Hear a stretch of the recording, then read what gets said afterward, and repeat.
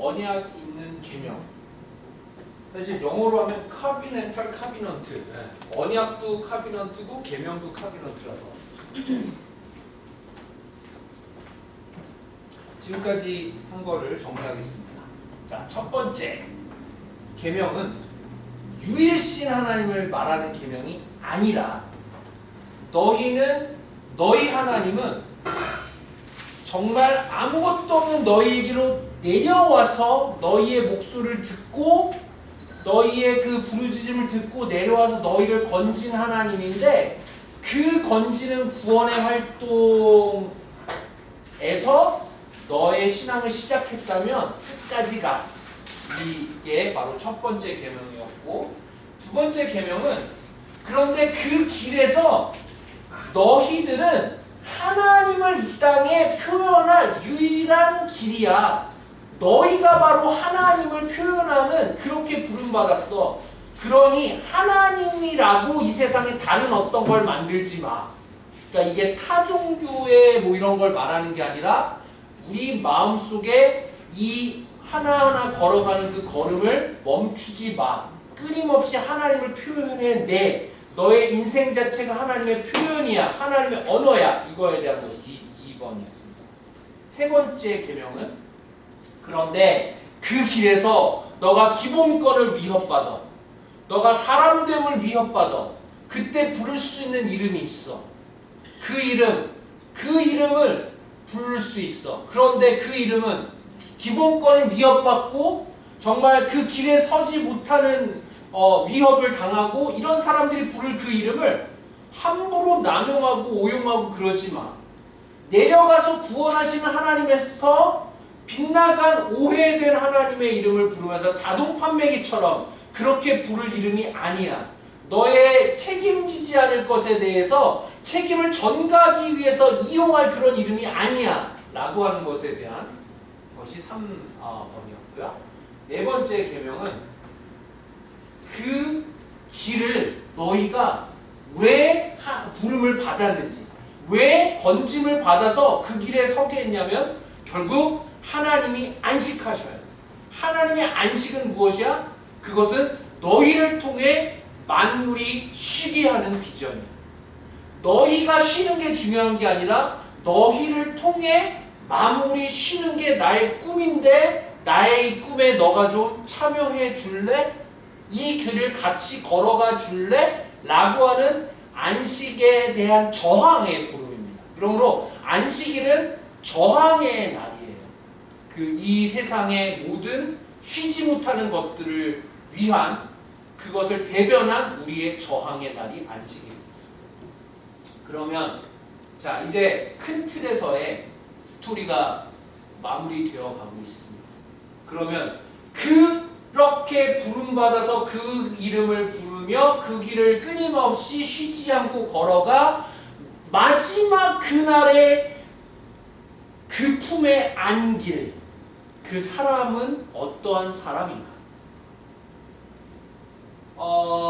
성서 전체에는 구약 성서에서부터 본향을 얘기하고 있습니다. 본향을 영어로 하자면 eternal home입니다.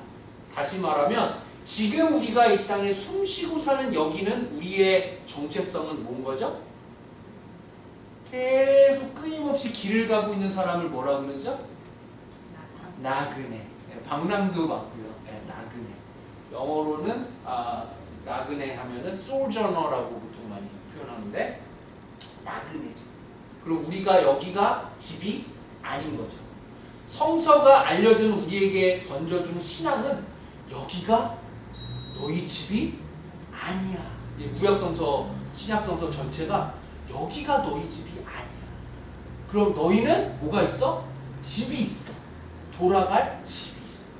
그래서요, 이 땅에서 눈물 흘리고, 이 땅에서 부족하고, 이 땅에서 깨어지고, 이 땅에서 완성하지 못한 모든 것들을 끌어안고 우리는 죽음의 영면을 취하게 되어 있습니다. 아쉽게도 우리는 그런 운명을 향해서 가고 있어요. 신앙은 무엇입니까? 그 나의 지치고 헤매어지고 우리의 깨어지고 박살난 인생을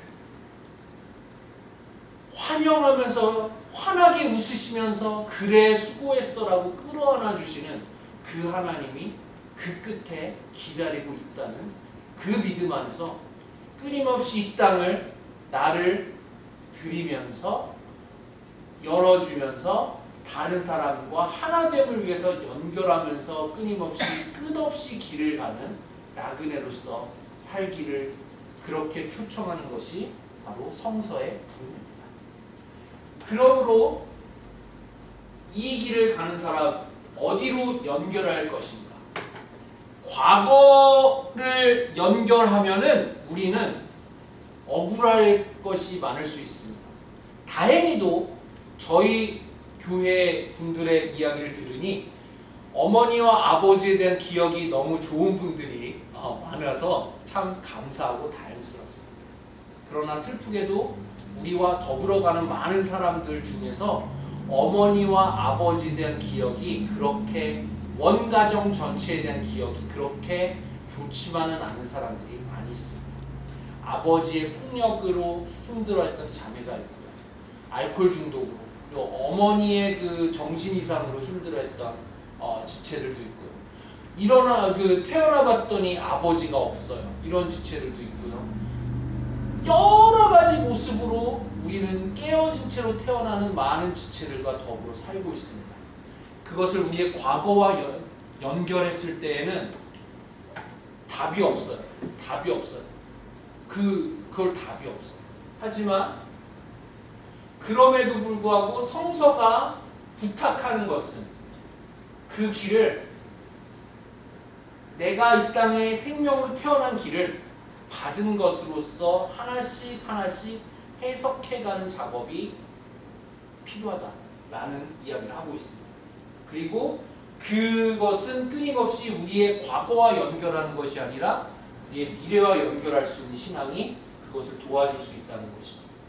자, 우리가 그래서 부모를 공경하라라고 하면은 많은 분들이 끝까지 부모를 공양하고 이렇게 버리지 말고 뭐 이렇게 생각하고 라고 생각할 때가 많은데 일반적으로는 그거는 얘기 안 해도 알아서 하실 거고요. 그거는 계명까지 올려갈 필요가 없어요. 그거는 여러분이 그렇게 받아서 좋은 부모님을 가지셨다면 그 부모님께 대한 마땅한 그렇게 하시면 되고요. 그런데 그렇게 하지 못할 사람들 모두에게도 이 계명은 여전히 계명이어야 하는 거죠. 그래서 보면은 부모를 공경하라라고 해서 공경하라라고 하는 거는 그 어원이 카도시입니다. 그것은 무겁게 받아들여라, 중요하게 받아들여라라는 거예요. 그러니까 부모를 이렇게 끝까지 떠받들어라라는 그런 의미보다는 그런 그 사회적 표현이 있었겠지만 그 말씀 자체가 의미하는 바는 부모라는 존재를 나를 잇도록 한, 나의 생명을 이 땅에 잇도록 한, 나의 생명을 시작하도록 한 그 존재를 무겁게 받아들여야 된다라는 이야기입니다. 왜 그러느냐? 이 부모를 해석한 사람만이 자신을 찾을 수 있는 거예요. 아까 앞의 계명들은 뭐예요? 자신을 찾은 사람들이 안식하게 하는 삶을 살아갈 수 있다라는 것을 앞에 이야기했죠. 그런데 그 안식하게 하는 그 사람들의 안식하게 하는 사람이 되기 위해서는 나를 찾아가는 길에 있어야 되는데 나를 찾아가는 그 길에 서기 위해서 우리는 부모를 해석해야 됩니다. 부모를 무겁게 해석해야 돼요. 부모를 피하거나 또는 부모를 지워버리거나 내 머릿속에서 없애버리거나 할 수 없다라는 사실을 받아들이는 거예요. 자, 지금까지 우리는 부모를 공경하라를 어떻게 알았어요? 부모를 버리지 말고 끝까지 이렇게 했지만 그 얘기가 아니라 부모를 공경하라는 말은 부모를 지워버리거나 받아들이지 않거나 가볍게 여기거나 또는 무시하거나 하면 안 된다는 얘기예요. 그래서 출애굽기 21장 15절 17절은 부모를 치거나 저주하는 사람을 죽여라 이렇게 돼 있어요. 그런데 이것을 저주라는 말은 다른 표현은 무시입니다. 다시 말하면 부모라는 그 존재를 받아들이기 전에 지워버리는 시도를 하지 말라는 얘기죠. 이 사실은요, 약속이 있는 유일한 계명이다라고 이야기하고 있습니다. 그 이야기는 이 부모를 무겁게 받아들이고 내 인생에서 부모를 해석한 사람이 얻게 되는 것이 땅을 소유하고 생명이 길다라는 것인데, 땅을 소유한다는 것은 내가 나다울 수 있는 공간을 얻게 된다는 것이고, 생명이 길다는 것은 내가 나다울 수 있는 시간을 얻게 된다는 것입니다.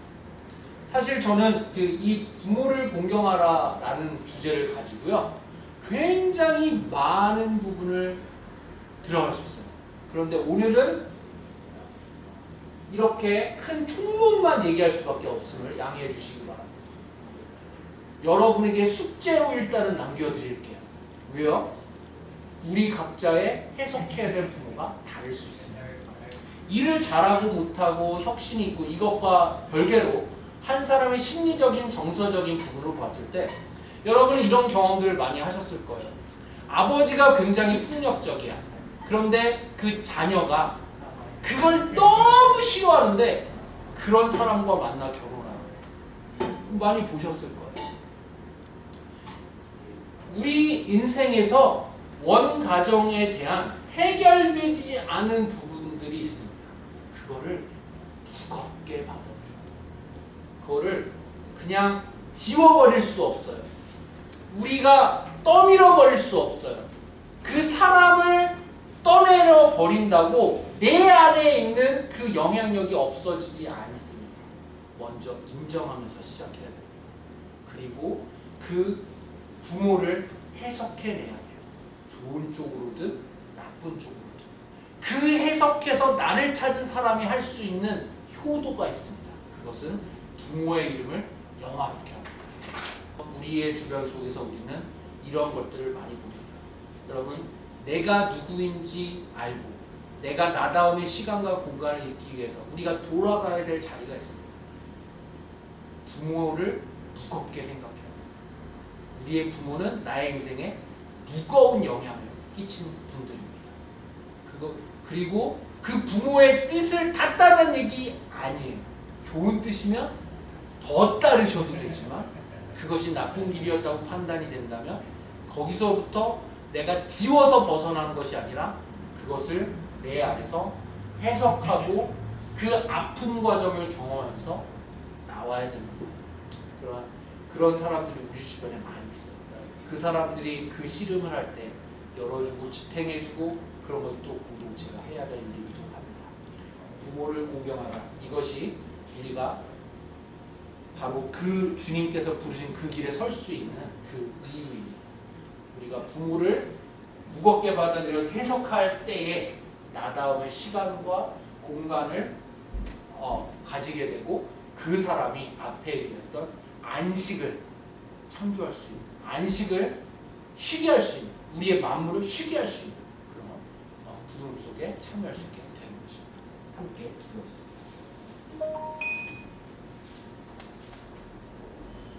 사랑하는 주님, 감사합니다. 우리가 우리의 부모를 어떻게 받아들일지 우리가 무겁게 받아들이고 우리 자신을 돌아볼 수 있도록 도와주옵소서.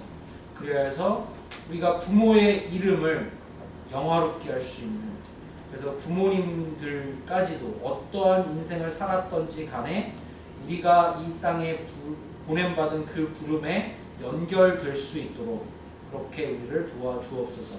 감사드리며 예수님의 이름으로 기도드립니다.